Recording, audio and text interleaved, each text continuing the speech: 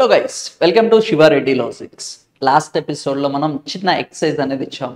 ఏంటి అంటే for the first time in India railway బోర్డుకి వచ్చేసి ఉమెన్ చైర్పర్సన్ని అపాయింట్ చేయడం అయితే జరిగింది. ఎవరమ్మా అంటే జై వర్మ సింహా గారు. ఓకేనా, first women is appointed as the chairperson to the railway board. And next వచ్చేసి ఏం అడిగామా అంటే మనకు వచ్చేసి రిపబ్లిక్ డేకి వచ్చేసి మనకి చీఫ్ గెస్ట్గా ఎవరు వచ్చారు అన్న. ఎవరమ్మా అంటే ఇమాన్యుయల్ మ్యాక్రాన్ గారు వచ్చేసి అటెండ్ అవ్వడం అయితే జరిగింది. ఆయన వచ్చేసి he was the president of the France country. అది కూడా ఒకసారి ఒక చిన్న ఎక్సర్సైజ్ అనేది అడగడం అయితే జరిగింది. ఈ రోజు వచ్చేసి ఏంటమ్మా అంటే 35th ఎపిసోడ్లో వచ్చేసి మనకి ఏవైతే మార్చ్ మంత్లో ఇంపార్టెంట్ ఈవెంట్స్ అనేవి జరిగాయో ఇన్ ద ఫస్ట్ వీక్లో అవన్నీ కూడా ఒకసారి డీటెయిల్డ్గా డిస్కస్ చేద్దామండి. Okay, first one very very important.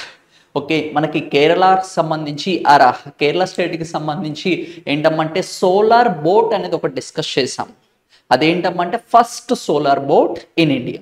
అయితే నెక్స్ట్ వచ్చేసి ఏంటమ్మంటే కేరళ గవర్నమెంట్ అనేది వచ్చేసి ఫస్ట్ హైడ్రో బోట్ అనేది కూడా గ్రీన్ హైడ్రో బోర్డ్ అనేది కూడా ఇనిషియేటివ్ అనేది తీసుకుని రావడం అయితే జరిగింది. ఇది కూడా చాలా చాలా ఇంపార్టెంట్.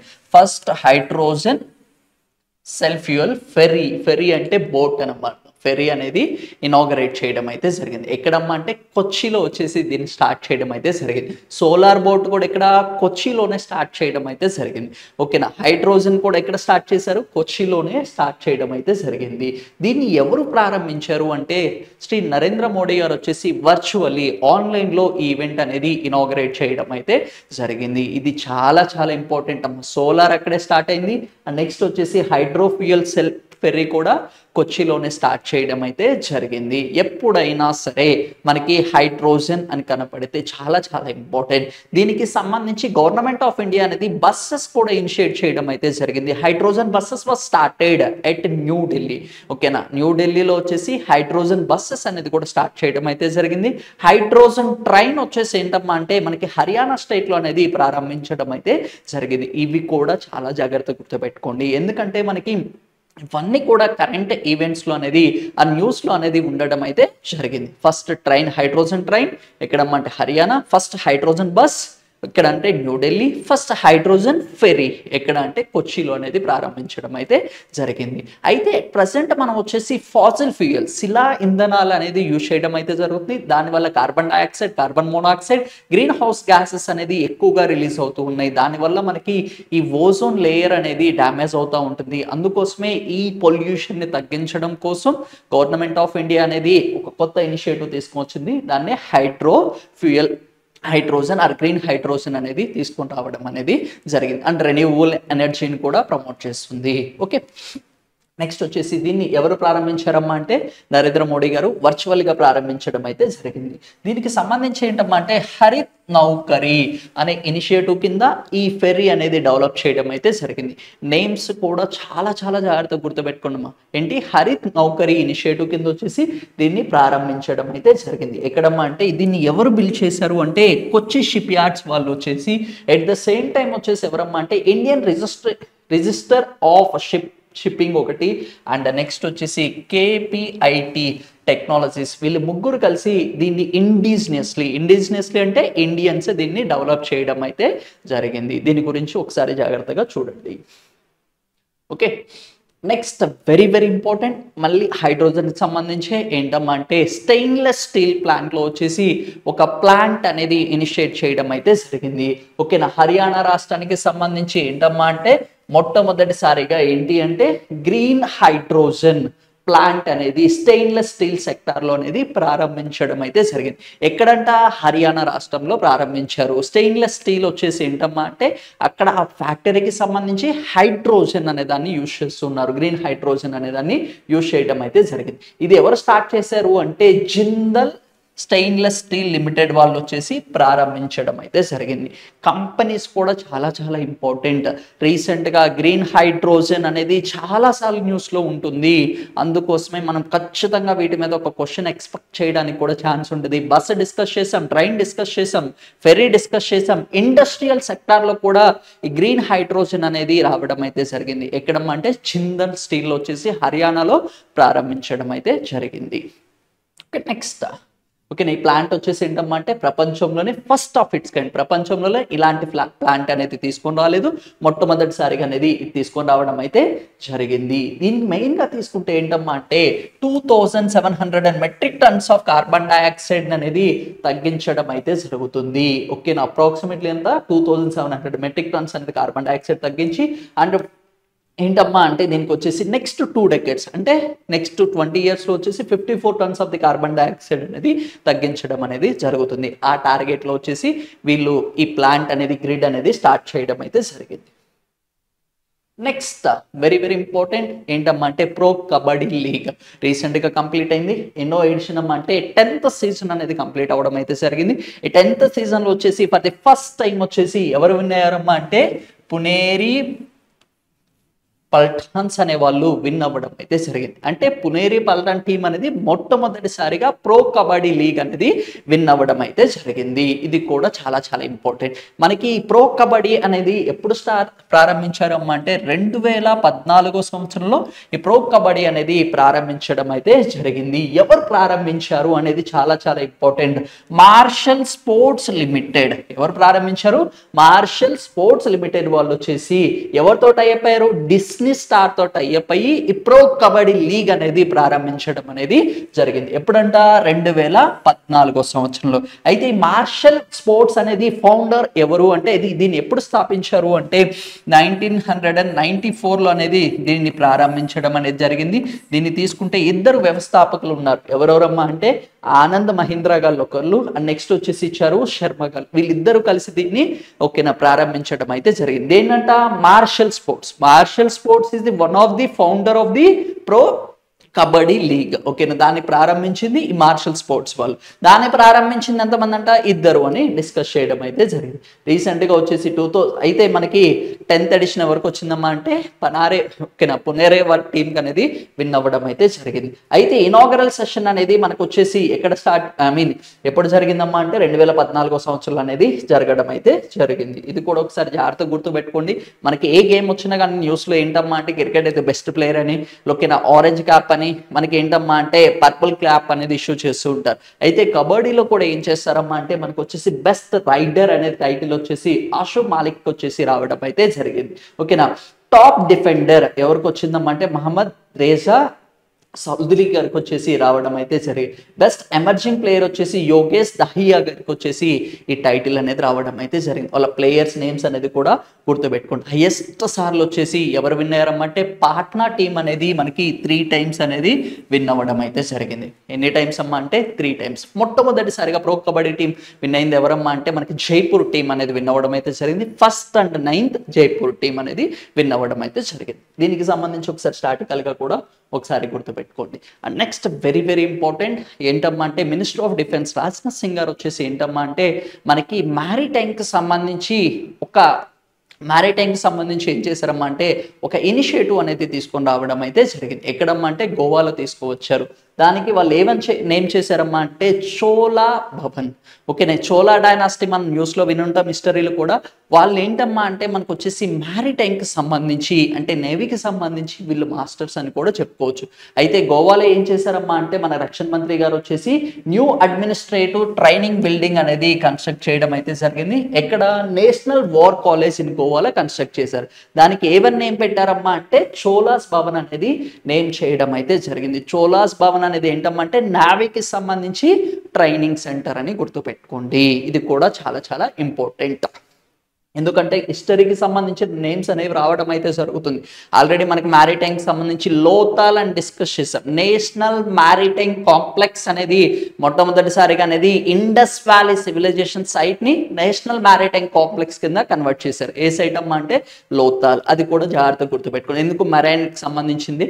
ఓకేనా, చోలాస్ భవన్ అనేది ఏంటమ్మా అంటే మ్యారిటైమ్కి సంబంధించింది. అది కూడా ఒకసారి జాగ్రత్తగా చూడండి.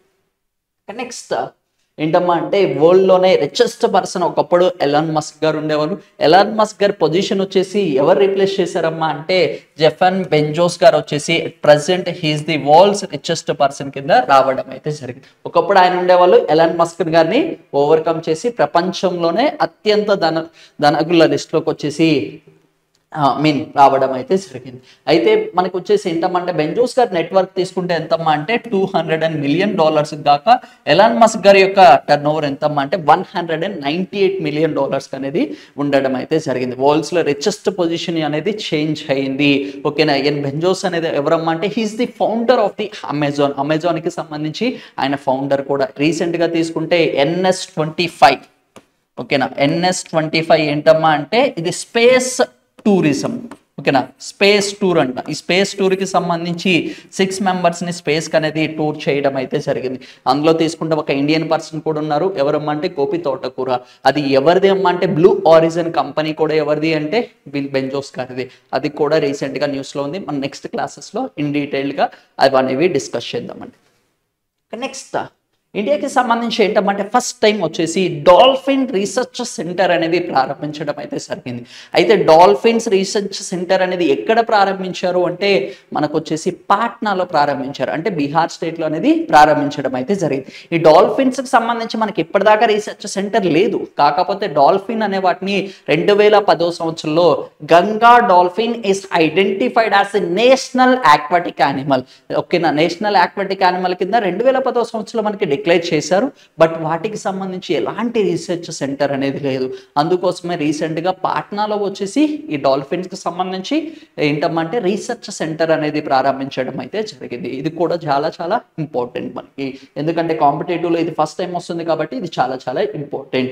First national dolphin research centre ఎక్కడమ్మా అంటే మనకు వచ్చేసి పాట్నాలో ప్రారంభించడం అయితే జరిగింది. దీని కాస్ట్ వచ్చేసి అప్రాక్సిమేట్లీ 30 crores పెట్టి దీన్ని బిల్డ్ చేయడం అయితే జరిగింది. మెయిన్ గా వచ్చేసి ఏంటంటే ఈ డాల్ఫిన్స్ ఏవైతే అంతరించిపోతూ ఉన్నాయి వాటిని కన్సర్వేషన్ ప్రొటెక్షన్ చేయడం కోసం అనేది తీసుకొని రావడం అయితే జరిగింది. ఇన్ జనరల్ గా గంగా డాల్ఫిన్స్ ని మనం ఏమని పిలుస్తారమ్మా అంటే వచ్చేసి మనకి సూసు. ఏమని పిలుస్తారమ్మా అంటే సూసు అని కూడా పిలవడం అయితే జరుగుతుంది. ఇది కూడా చాలా చాలా ఇంపార్టెంట్. ఇది నిక్ నేమ్ కింద గుర్తుపెట్టుకోండి. ఓకేనా, నిక్ నేమ్ ఏంటంటే సూసు అని పిలవడం అయితే జరుగుతుంది. వీటిని గంగా డాల్ఫిన్. అయితే నేషనల్ ఆక్వాటిక్ యానిమల్ ఏంటి, ఓన్లీ గంగా డాల్ఫిన్స్ నే పిలుస్తాం. అయితే సీ డాల్ఫిన్స్ నేషనల్ ఆక్వాటిక్ యానిమలా కాదు. అది కూడా చాలా జాగ్రత్తగా గుర్తుపెట్టుకోండి. ఓకేనా, దీనికి సంబంధించి సైంటిఫిక్ నేమ్స్ కూడా ఒకసారి జాగ్రత్తగా గుర్తుపెట్టుకోండి. ప్లాంటినిస్టా గ్యాంగటికా. Plantinista gangetica is the scientific name of the Ganga dolphins. ఈ గంగా డాల్ఫిన్స్ తీసుకుంటే మనకి IUCN union conservation of nature కి సంబంధించి రెడ్ డేటా బుక్ అనేది పబ్లిష్ చేయడం అయితే జరుగుతుంది. ఆ రెడ్ డేటా బుక్ లో వచ్చేసి మనకి ఒక స్టేటస్ అనేది ప్రొవైడ్ చేయడం అయితే జరుగుతుంది. ఎండేంజర్డా, క్రిటికల్లీ ఎండేంజర్డా, థ్రెటనా, నియర్ థ్రెటన్ అనేది స్టేటస్ అనేది ఇస్తూ ఉంటారు. ఎవరు IUCN వాళ్ళు ఇస్తారు. అయితే ఈ గంగా డాల్ఫిన్స్ అనేది ఏ స్టేటస్ లో ఉన్నాయమ్మా అంటే ఎండేంజర్ స్టేటస్ అనేది కల్పించడం అయితే జరుగుతుంది.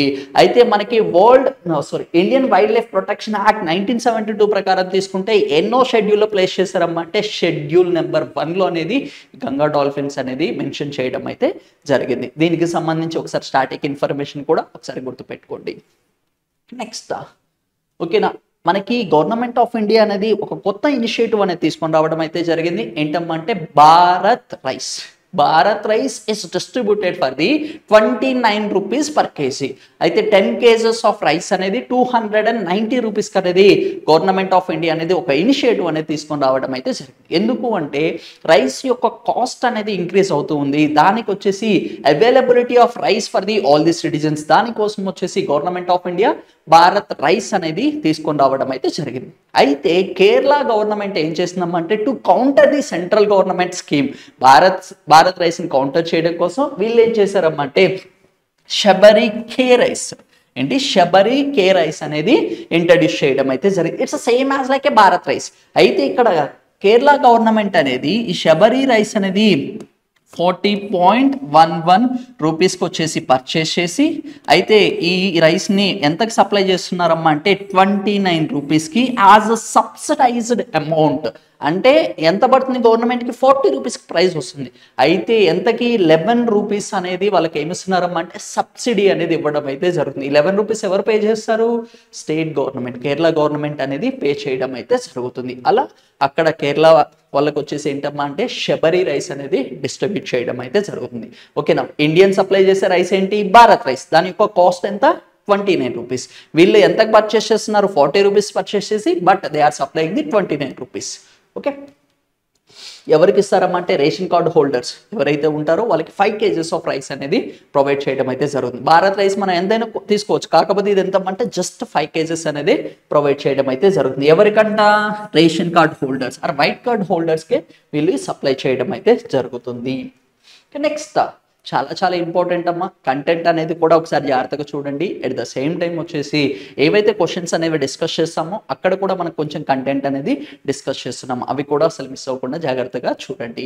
ఓకే, డేస్ కి సంబంధించి ఏంటంటే which days observed on the March 1st of 2024 or March 1st ని ఏ డే కింద సెలబ్రేట్ చేసుకుంటున్నారు అంటున్నారు. అయితే ఏంటమ్మా అంటే it is identified as a zero discrimination day. March 1st is identified as a zero discrimination day. అంటే male Indian society we call it as a male dominated society. అంతా కూడా మనకి ఏంటమ్మా అంటే మెయిల్ అనేది డామినేషన్ అనేది ఎక్కువగా ఉంటుంది. మీరు ఏ సెక్టార్లో తీసుకున్నా ఏంటమ్మా అంటే మెన్ అనే వాళ్ళు ఎక్కువగా ఉంటారు, ఉమెన్ యొక్క పోర్షన్ అనేది చాలా తక్కువగా ఉంటుంది. అందుకోసం ఏంటమ్మా అంటే నో డిస్క్రిమినేషన్, ఎవరికి కూడా ఎలా ఏ విధంగా కించపరచరాదు, ఐ మీన్ వివక్షత అనేది చూపించకూడదు. ఎలా అమ్మా అంటే లింగ భేదాన్ని బట్టి, యాజ్ అ జెండర్ బేసిస్ బట్టి అలా ఒక డే అనేది ఐడెంటిఫై చేశారు. ఆ డే ఏంటమ్మా అంటే జీరో డిస్క్రిమినేషన్ డే. అయితే దీన్ని కౌంటర్ చేయడం కోసం ఇండియా తీసుకున్న ఇనిషియేటివ్స్ అనేది చాలా చాలా ఇంపార్టెంట్ అమ్మ.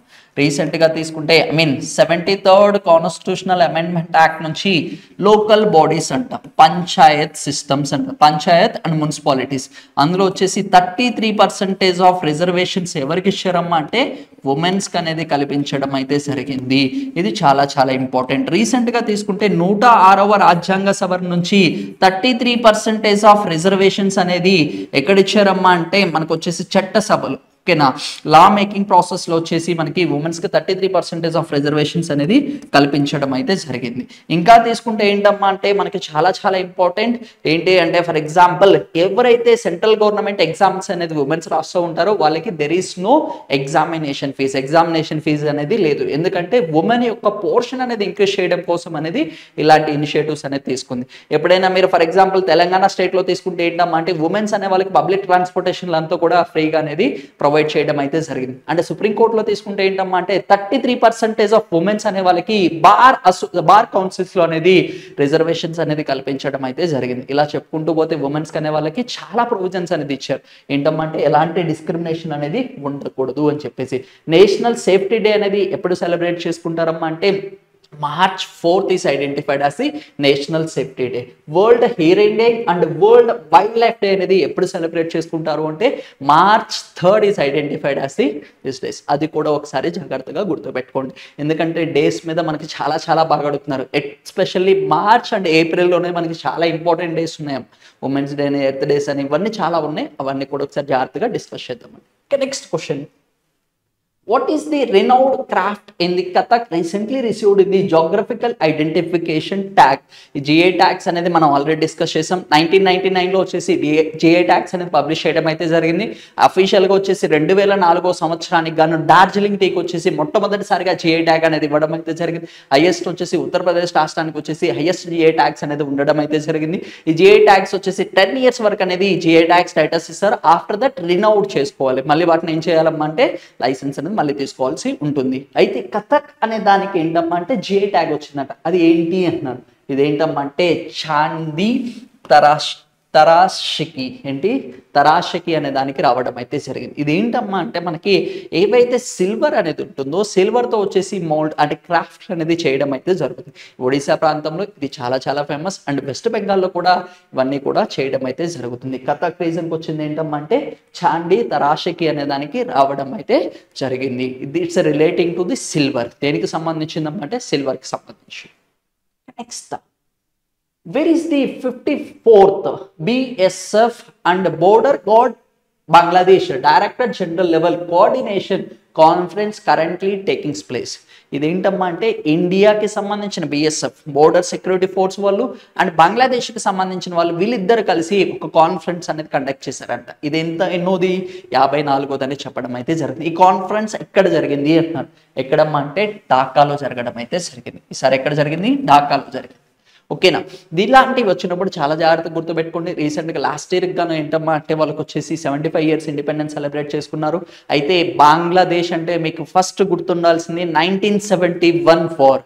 1971 war India is help to the East Pakistan. Previous name ఏంటమ్మా అంటే బంగ్లాదేశ్కి ఈస్ట్ పాకిస్తాన్ అని పిలవడం అయితే జరుగుతుంది. వాళ్ళకి ఫ్రీడమ్కి ఇండియా సపోర్ట్ చేయడం అయితే జరిగింది. అయితే రీసెంట్గా వచ్చేసి షేక్ హసీనా గారు వచ్చేసి she becomes as a 5th time as a prime minister of the Bangladesh. బంగ్లాదేశ్కి వచ్చేసి 5వసారిగా ప్రధానమంత్రిగా ప్రమాణ స్వీకారం చేశారు. She was the longest serving prime minister for the Bangladesh అని కూడా చెప్పుకోవచ్చు. అయితే బంగ్లాదేశ్ సంబంధించి మనకి షిప్స్ అనేది కూడా పోర్ట్స్ డెవలప్ చేస్తున్నాము. అయితే దానికి సంబంధించి ఏంటమ్మా అంటే ఒక రోడ్ కాన్సెప్ట్ కూడా తీసుకొని రావడం అయితే జరుగుతుంది. ఎవరైతే రెగ్యులర్గా మన క్లాసెస్ చూస్తూ ఉంటారో వాళ్ళకి అవన్నీ కూడా అర్థమవుతూ ఉంటాయి. అవన్నీ కూడా అప్డేట్ అవ్వడానికి అనేది ఛాన్స్ అనేది ఉంటుంది. Okay, next, where was the India's first National Dolphin Research Center is inaugurated? National dolphin research centre అనేది ఎక్కడ స్టార్ట్ చేశారు అంటున్నారు. ఎక్కడమ్మా అంటే పాట్నాలో వచ్చేసి ప్రారంభించడం అయితే జరిగింది. ఇది ఫస్ట్ టైం డాల్ఫిన్స్ సంబంధించి ఫస్ట్ టైం. ఓకేనా. డాల్ఫిన్స్ని ఏ డాల్ఫిన్ నేషనల్ యానిమల్ కింద డిక్లేర్ చేస్తాము అంటే గంగా డాల్ఫిన్స్ని డిక్లేర్ చేయడం అయితే జరిగింది. అయితే మీకు సంబంధించి టైగర్స్ యొక్క హెడ్ క్వార్టర్స్ ప్రాజెక్ట్ టైగర్స్ ఎక్కడ ఉందామంటే డెహ్రాడూన్. ఓకేనా. మనం ఆల్రెడీ ఫస్ట్ టైం ఇండియాకి సంబంధించి ఏంటమ్మా అంటే wild life institute of India వాళ్ళు వచ్చేసి స్నో లెపర్డ్స్ అనే వాటిని కూడా కౌంటింగ్ చేశారని ప్రీవియస్ క్లాస్లో చెప్పాం. వాటి యొక్క హెడ్ క్వార్టర్స్ ఎక్కడ ఉందామంటే డెహ్రాడూన్లో అనేది ఉండడం అయితే జరిగింది. Okay, next, who was the recently regained as a title of the richest person earth according to the Bloomberg billionaires index. రీసెంట్గా వచ్చేసి ఒకప్పుడు ఎలాన్ మస్క్ గారు వచ్చేసి వరల్డ్స్ రిచెస్ట్ పర్సన్ కింద ఉండడం అయితే జరిగింది. దాన్ని రీప్లేస్ చేసింది ఎవరమ్మా అంటే the founder of the Amazon. వాళ్ళకి సంబంధించి ఏంటమ్మంటే బ్లూ ఆరిజిన్ అనే స్పేస్కి సంబంధించి ఒక ఆర్గనైజేషన్ కూడా ఒక హిస్టరీ అనేది క్రియేట్ చేసింది. స్పేస్ టూర్ అనే దానికి కూడా వెళ్ళడం అయితే జరిగింది. అది కూడా ఒకసారి జాగ్రత్తగా చూడండి.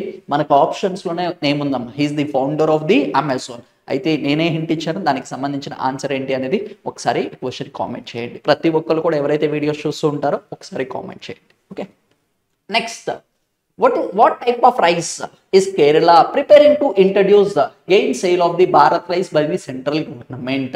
ఓకేనా. భారత్ రైస్ని కౌంటర్ చేయడం కోసం అగెనెస్ట్ అంటున్నాడు. అంటే వ్యతిరేకంగా దేనికి? భారత్ రైస్కి వ్యతిరేకంగా కేరళ ఎలాంటి రైస్ అనేది ఇంట్రడ్యూస్ చేసింది అంటున్నారు. ఏంటమ్మా అంటే శబరి రైస్ అనేది ఇంట్రడ్యూస్ చేయడం అయితే జరిగింది.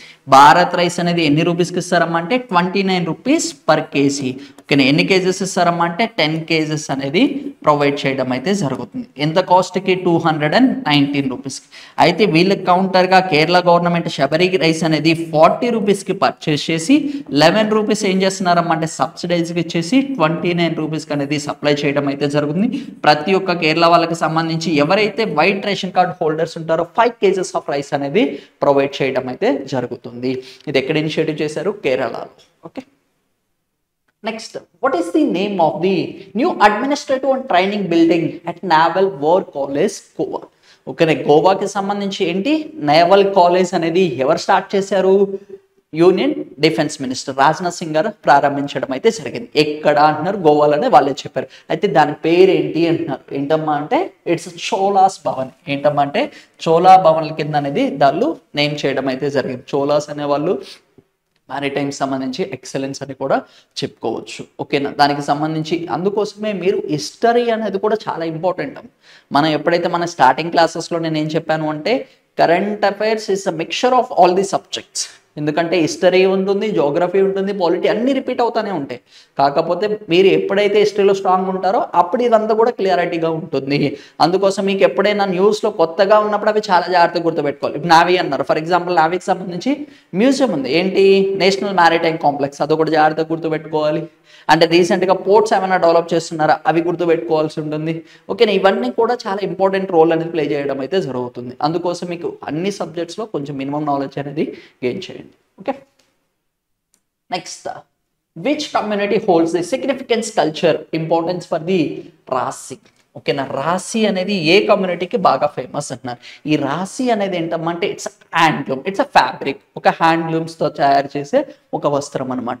ఇది ఏ కమ్యూనిటీకి సంబంధించింది అంటున్నారు. ఎవరికమ్మా అంటే త్రిపుర గిరిజనులకు సంబంధించి. ఈ క్వశ్చన్ ఎందుకు అడిగాము అంటే రీసెంట్గా రాశి అనే దానికి కూడా GI tag, geographical identification tag అనేది రావడం అయితే జరిగింది. కథకు సంబంధించి ఓకేనా సిల్వర్ దానికి వచ్చేసి సిల్వర్ ఫిల్టరింగ్ దానికి వచ్చింది, అండ్ రాశి అనే దానికి కూడా జిఐ ట్యాగ్ అనేది మార్చ్ మంత్లో అనేది రావడం అయితే జరిగింది. అందుకోసమే ఈ రెండు కూడా చాలా జాగ్రత్తగా గుర్తుపెట్టుకోండి.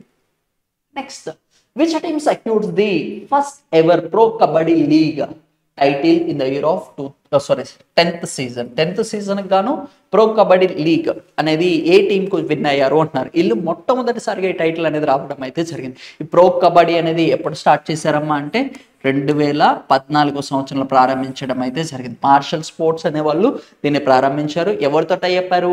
డిస్నీ హాట్‌స్టార్తో టైఅప్ అయ్యి దీన్ని ప్రారంభించడం అయితే జరిగింది. 2024 సంవత్సరానికి ఎన్నో సీజన్ అంట? 10th season. 10th season winner ఎవరమ్మా అంటే మనకు వచ్చేసి పునేరే పల్టాన్ వాళ్ళు విన్ అవ్వడం అయితే జరిగింది. హైయెస్ట్ ఎవరు?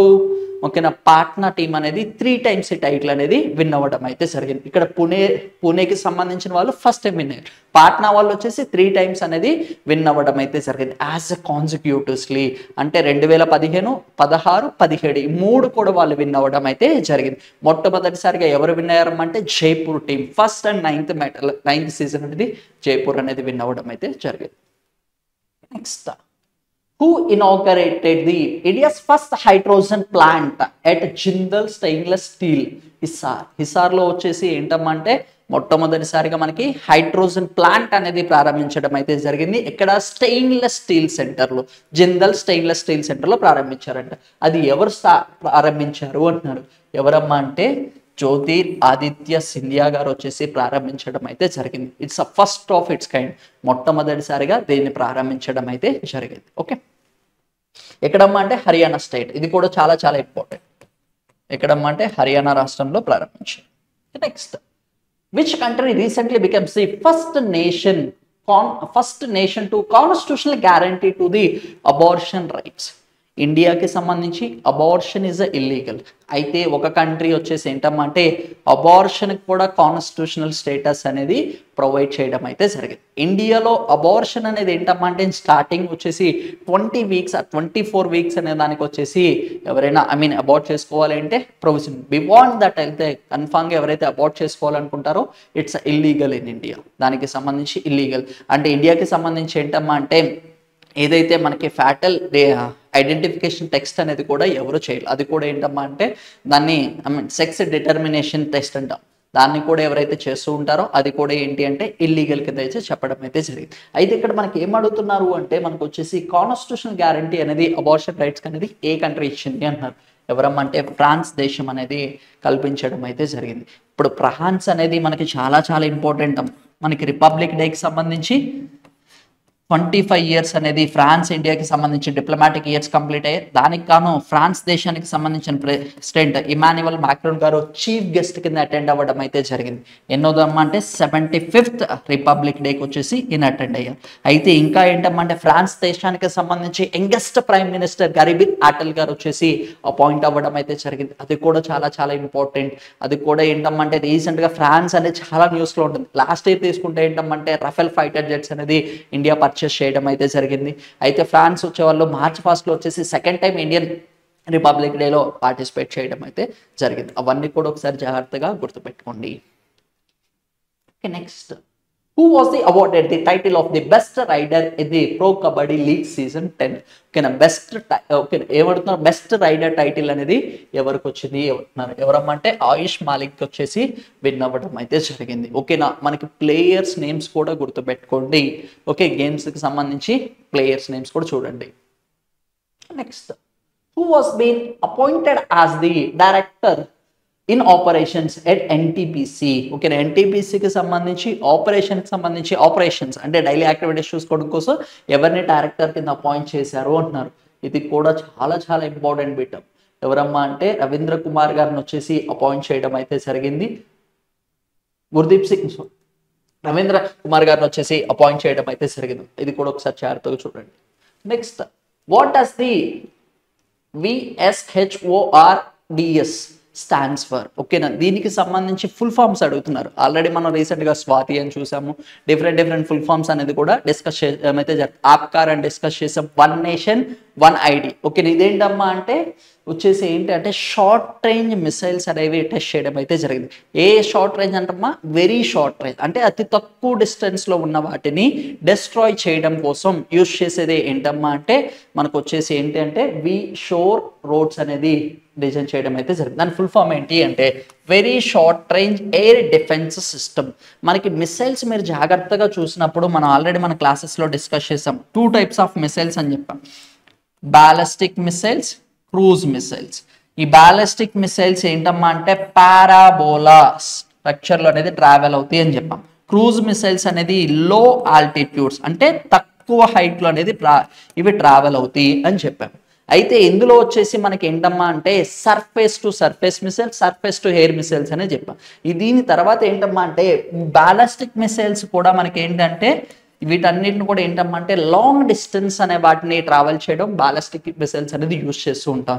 తక్కువ డిస్టెన్స్కి వచ్చేసి మనకి క్రూజ్ మిసైల్స్ అనేది యూజ్ చేస్తూ ఉంటారు. ఈ క్రూజ్ మిసైల్స్లో వచ్చేసి వరల్డ్స్ ఫాస్టెస్ట్ క్రూజ్ మిసైల్ ఏంటమ్మా అంటే బ్రహ్మోస్ అని చెప్పుకోవడం అయితే జరిగింది. రీసెంట్గా ఏంటి క్వాజీ బాలిస్టిక్ మిసైల్ కూడా డెవలప్ చేశారు, అదేంటమంటే ప్రళయ్ అని కూడా డిస్కస్ చేయడం అయితే జరిగింది. ఇప్పుడు ఏంటి ఈ టెక్నాలజీకి సంబంధించి వెరీ షార్ట్ రేంజ్ అతి తక్కువ దూరంలో ఉన్న వాటిని డిస్ట్రాయ్ చేయడం కోసం ఈ కొత్త టెక్నాలజీ అనేది మినిస్ట్రీ ఆఫ్ డిఫెన్స్ అనే వాళ్ళు వచ్చేసి తీసుకొని రావడం అయితే జరిగింది. ఎలా అంటే ఇండిజినస్లీ డిఆర్డిఓతో టైఅప్ అయ్యి వీళ్ళు కొత్త టెక్నాలజీ తీసుకొని వచ్చారు. స్టాండ్స్ ఫర్ ఏంటంటే very short range air defence system అని చెప్పుకోవచ్చు.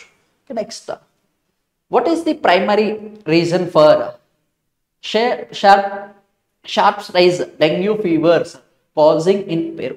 రీసెంట్గా వచ్చేసి పెరు దేశంలో వచ్చేసి ఎమర్జెన్సీ అనేది డిక్లేర్ చేయడం అయితే జరిగింది because of the dengue disease.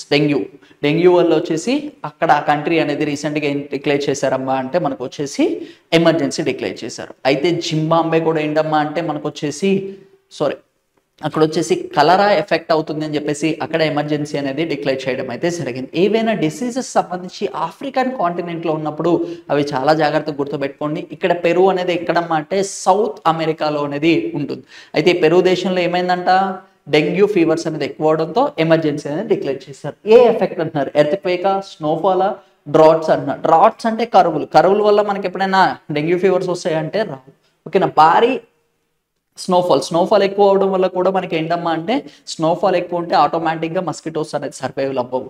Next వచ్చేసి ఏంటమ్మా అంటే ఎర్త్క్వేక్ వల్ల కూడా మనకి ఏంటమ్మా అంటే మనకు వచ్చేసి డెంగ్యూస్ అనేది మస్కిటోస్ అనేది ఎక్కువ సర్వైవల్ అవ్వవు. ఏంటమ్మా అంటే ఎల్ నీనో ఎఫెక్ట్, వాతావరణంలో వచ్చే మార్పుల వల్ల అనేది ఈ డెంగ్యూ అనేది కూడా ఎక్కువ స్ప్రెడ్ అవుతూ ఉంటుంది. మనకి ఎక్కువ ఏంటమ్మా అంటే రైనీ సీజన్స్లో వచ్చేసి మస్కిటోస్ అనేది ఎక్కువగా ఉంటూ ఉంటాయి. ఓకేనా, ఏంటమ్మా అంటే ఎల్ నీనో ఎఫెక్ట్ వల్ల అనేది మేజర్గా వచ్చేసి పెరు దేశంలో డెంగ్యూ అనేది స్ప్రెడ్ అవ్వడం అయితే జరుగుతుంది. వెక్టార్స్ ఎవరమ్మా అంటే మస్కిటోస్ నుంచి అనేది డెంగ్యూ ఒకరి నుంచి ఇంకొకరికి అనేది స్ప్రెడ్ అవుతూ ఉంటుంది. Next, which countries provide the assistance to the Iran to successfully launching on the Paras-1 remote sensing imaging satellite into the space? Okay, na Paras-1 అనేది ఏంటంటే ఇట్స్ సాటిలైట్. ఇదేంటి ఎర్త్ అబ్జర్వేషన్ సాటిలైట్. ఎవరిదంటే ఇది Iran దేశానికి సంబంధించింది. వాళ్ళు క్వశ్చన్లోనే ఇచ్చారు Iran దేశానికి సంబంధించింది, ఇది సెకండ్ శాటిలైట్ అని కూడా చెప్పుకోవచ్చు. అయితే ఎవరు అసిస్టెన్స్ తీసుకొని దీన్ని లాంచ్ చేయడం అయితే జరిగింది, ఎవరిదమ్మా అంటే రష్యా. వెరీ ఇంపార్టెంట్, రష్యా అనేది హెల్ప్ చేయడం అయితే జరిగింది. ఎవరికమ్మా అంటే ఇరాన్ దేశానికి. ఏ శాటిలైట్, ఎర్త్ అబ్జర్వేషన్ శాటిలైట్ అనేది లాంచ్ చేయడం అయితే జరిగింది. Next, who has been appointed as the new chief secretary of the Bihar replacing the Amrut Subari? ఓకేనా, అమృత్ సుబారి గారిని రీప్లేస్ చేస్తూ ఎవరిని వచ్చేసి ఏంటమ్మా అంటే సెక్రటరీ కింద అపాయింట్ చేశారు అంటున్నారు. ఎవరమ్మా అంటే రాజేష్ మెహర్తో గారిని వచ్చేసి అపాయింట్ చేయడం అయితే జరిగింది. He's appointed as a chief secretary of the Bihar. మనకి చీఫ్ సెక్రటరీ అనే వాళ్ళని ఇన్ జనరల్గా highest category all India services సంబంధించిన వాళ్ళని వీళ్ళని అపాయింట్ చేయడం అయితే జరుగుతుంది. ఆ రాష్ట్రానికి సంబంధించి హైయెస్ట్ ఆఫీసర్ అని కూడా చెప్పుకోవచ్చు సెక్రటరియేట్. ఓకే, దీనికి సంబంధించి ఏంటమ్మా అంటే వీళ్ళని చాలా జాగ్రత్తగా గుర్తుపెట్టుకుని ఐఏఎస్ ఆఫీసర్ని మాక్సిమం అపాయింట్ చేయడం అయితే జరుగుతుంది. Okay, next, where will be the headquarters of the International Big Cat Alliance is located? International big cat alliance యొక్క హెడ్ క్వార్టర్స్ ఎక్కడ ప్రారంభించారు అంటున్నారు. అయితే ఇది ఎప్పుడో తీసుకున్నారమ్మా, 2019 ఆ టైంలోనే ఇంటర్నేషనల్ బిగ్ క్యాట్ అలయన్స్ అనేది తీసుకొని రావాలి అనుకున్నారు. అయితే ఏంటి రీసెంట్గా వచ్చేసి దీన్ని హెడ్ క్వార్టర్స్ అనేది ఎక్కడ ప్లేస్ చేశారమ్మా అంటే ఇండియాలో ప్లేస్ చేయడం అయితే జరిగింది. దీనికి కూడా చాలా జాగ్రత్తగా గుర్తుపెట్టుకోండి, ఇండియాకి సంబంధించి 80% ఆఫ్ బిగ్ క్యాట్స్ అనేవి ఉండడం అయితే జరిగింది. ఇందులో మేజర్గా తీసుకుంటే 7 టైప్స్ ఆఫ్ బిగ్ క్యాట్స్ అనే వాటిని కన్జర్వేషన్ చేయడం కోసం, వాటిని ప్రొటెక్షన్ చేయడం కోసం ఇంటర్నేషనల్ బిగ్ క్యాట్ అలయన్స్ అనేది ప్రారంభించడం అయితే జరిగింది. ఎన్ని టైప్స్ ఆఫ్ టైగర్స్ అమ్మా అంటే 7 type of tigers, tiger, cheetah, ఓకేనా, ప్యాంథర్, పూమా, ఓకేనా, లయన్స్, వీటిని కన్జర్వ్ చేయడం కోసం ఇంటర్నేషనల్ బిగ్ క్యాట్స్ అలయన్స్ అనేది ఎక్కడ ప్రారంభించారు? ఇండియాలో ప్రారంభించారు.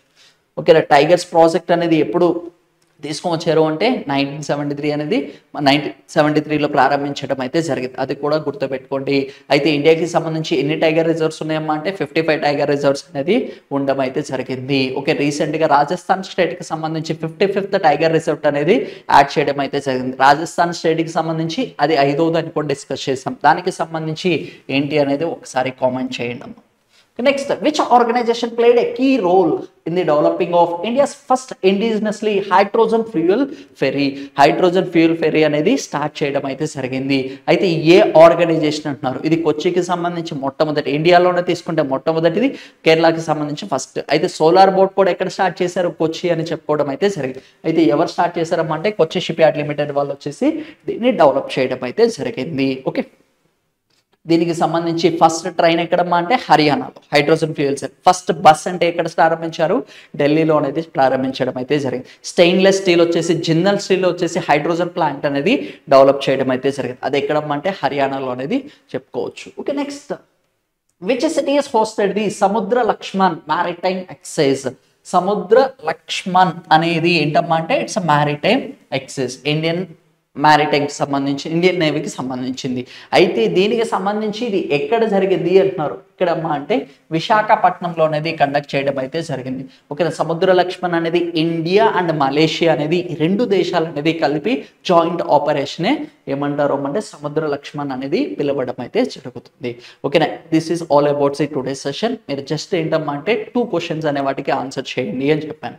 ఓకేనా, అవన్నీ కూడా ఒకసారి కామెంట్ చేయండి. అండ్ 55 టైగర్ రిజర్వ్ ఏంటి అనేది ఒకసారి కామెంట్ చేయండి. అండ్ ఐ థింక్ 33rd ఎపిసోడ్లో అనేది మనం డిస్కస్ చేయడం అయితే జరిగింది. అది ఎక్కడుంది అంటే రాజస్థాన్లో ఉంది అని కూడా క్లియర్గా చెప్పడం అయితే జరిగింది. Thank you so much.